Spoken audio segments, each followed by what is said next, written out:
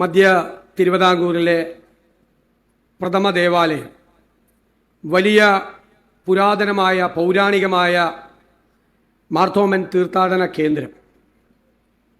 AD 325 സ്ഥാപിതമായ ഈ saint Thomas കത്തീഡ്രലിൻ്റെ 1700ാമത് വാർഷികത്തിൻ്റെ സമാപന സമ്മേളനത്തിൽ പങ്കെടുക്കാൻ കഴിയുന്നത് ദൈവനിയോഗമാണ് എന്ന് ഞാൻ പൂർണ്ണമായി വിശ്വസിക്കുന്നു. ഞാൻ അതിനുവേണ്ടി മാത്രമാണ് എറണാകുളത്ത് നിന്ന് ഈ പരിപാടിയിൽ പങ്കെടുക്കാൻ ഇവിടെ എത്തിയത്. ഇതൊരു ചരിത്ര മുഹൂർത്തമാണ്. നമുക്കറിയാം, 4 ചുവരുകളും മേൽക്കൂരയും ഉണ്ടെങ്കിൽ ഒരു കെട്ടിടമാവും. പക്ഷെ 4 ചുവരും മേൽക്കൂരയും ഉണ്ടെങ്കിൽ അതൊരു ദേവാലയമാവില്ല. ദേവാലയമാകണമെങ്കിൽ 4 ചുവരും മേൽക്കൂരയും വേണം. അതിനകത്ത് വിശ്വാസികളുടെ തീക്ഷ്ണമായ പ്രാർത്ഥനയും അവരുടെ മുട്ടിപ്പായ പ്രാർത്ഥനയും അവരുടെ സങ്കടങ്ങളും വിഷമങ്ങളുമെല്ലാം ഇറക്കി വയ്ക്കുന്ന ഒരു അഭയകേന്ദ്രമായി അത് മാറുമ്പോഴാണ് അവിടെ ദൈവികമായ ചൈതന്യം ഉണ്ടാകുന്നത്. എന്തൊരു വിസ്മയമാണ് ഈ ദേവാലയം! 1700 വർഷങ്ങൾക്ക് മുൻപ് ഇവിടെ വന്ന് ഇത് സ്ഥാപിച്ച് ഇത് മുന്നോട്ട് കൊണ്ടുപോയി തലമുറകളിൽ നിന്ന് തലമുറകളിലേക്ക് അതിൻ്റെ നേതൃത്വം കൈമാറ്റം ചെയ്യപ്പെട്ട് പൗരോഹിത്യം നിർവഹിച്ച് ക്രൈസ്തവ സന്ദേശം ജനങ്ങളിലേക്ക് എത്തിച്ച് ആത്മീയതയുടെ വഴികളിലൂടെ സഞ്ചരിക്കാൻ അവരെ പ്രേരിപ്പിച്ച് എത്രയോ മഹാരഥന്മാർ, വലിയ മനുഷ്യർ ഈ ദേവാലയത്തിൽ വന്നിട്ടുണ്ട്, പ്രാർത്ഥിച്ചിട്ടുണ്ട്, ഈ ദേവാലയത്തിൻ്റെ ഭാഗമായി മാറിയിട്ടുണ്ട്. അതൊരു ചരിത്രമാണ്. ആ ചരിത്രത്തിൻ്റെ ഭാഗമായി നമ്മൾ എല്ലാവരും മാറുകയാണ്. ഇത് വിശുദ്ധ തോമാസ് ശ്ലീഹയുടെ നാമധേയത്തിലുള്ളൊരു കത്തീഡ്രലാണ്. വിശ്വാസധീരൻ എന്നാണ് തോമാസ് ശ്ലീഹ അറിയപ്പെടുന്നത്. ഇന്ന് രാജ്യത്തെ ക്രൈസ്തവർ 140 കോടി ജനസംഖ്യയുള്ള രാജ്യത്ത് 2.32% വരുന്ന ക്രൈസ്തവർ ഒരുപാട് പ്രതിസന്ധികളെ നേരിടുകയാണ്. രാജ്യത്തുടനീളം ക്രൈസ്തവർക്കെതിരായി അക്രമങ്ങൾ നടക്കുകയാണ്.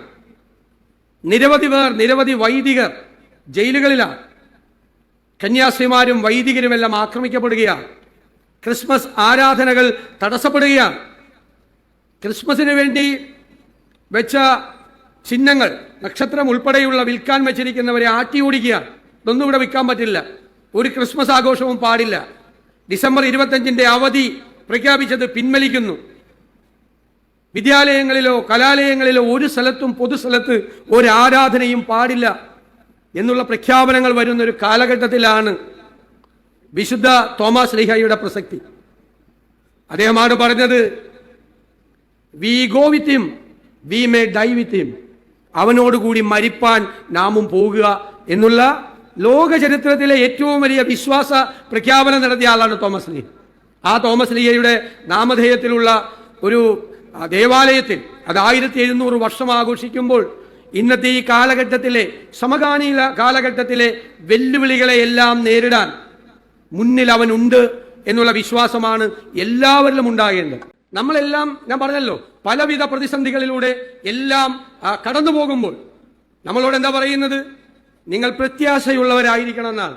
നിങ്ങൾ നിരാശപ്പെടരുത്, നിങ്ങൾ തകർന്നു പോകരുത്, നിങ്ങൾ തളർന്നു പോകരുത്, നിങ്ങൾ പിന്തിരിഞ്ഞോടരുത്. നിങ്ങൾ എല്ലാ പ്രതിസന്ധികളെയും മറികടക്കണം. ആ പ്രതിസന്ധികളെ, ജീവിത പ്രതിസന്ധികളെ മറികടക്കാൻ നിങ്ങളുടെ ആത്മവിശ്വാസം എന്താ?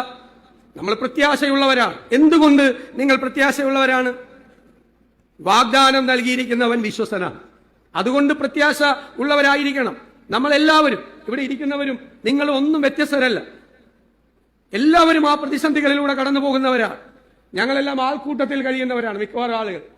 പക്ഷെ ചിലപ്പോൾ ഈ ആൾക്കൂട്ടത്തിന്റെ ബഹളത്തിനിടയിലും നമ്മളെല്ലാം ആൾക്കൂട്ടത്തിൽ തനിയായി പോവും. ആൾക്കൂട്ടത്തിൽ തനിയായി പോവും. ഏകാന്തത വന്ന് നമ്മളെ മൂടും. നമ്മൾ ഒറ്റയ്ക്കാണ് എന്നുള്ള ഒരു തളർച്ച നമ്മളെ ബാധിക്കും, എല്ലാ മനുഷ്യരെയും പോലെ. അപ്പോൾ അതിൽ നിന്ന് കരകയറേണ്ടത്, ചിലർ ഡിപ്രഷനിലേക്ക് പോകും, ചിലർ ആത്മഹത്യയിലേക്ക് പോകും. ആത്മഹത്യയിലേക്ക് പോകാതെ, ഡിപ്രഷനിലേക്ക് പോകാതെ, ഏകാന്തതയിലേക്ക് പോകാതെ നമ്മളെ പ്രതിസന്ധികളെ മറികടക്കാൻ നമുക്ക് കരുത്തായി നൽകുന്നത് അവനാണ്. ആ വിശ്വാസമാണ്. ആ വിശ്വാസമാണ് നമ്മളെ മുന്നോട്ട് കൊണ്ടുപോകുന്നത്. ചിലപ്പോൾ നമ്മൾ വല്ലാതെ തളർന്നു പോകും, പല കാരണങ്ങൾ കൊണ്ട്. സങ്കടങ്ങൾ വരും നമുക്ക് വല്ലാതെ. ഞാൻ എൻ്റെ സങ്കടങ്ങൾ വരുമ്പോൾ ഞാൻ എൻ്റെ കണ്ണ് പൊത്തി പ്രാർത്ഥിക്കും. ഞാൻ എൻ്റെ കണ്ണടച്ചാൽ കാണുന്നത് ക്രൂശിതമായ ഒരു രൂപത്തെയാണ്.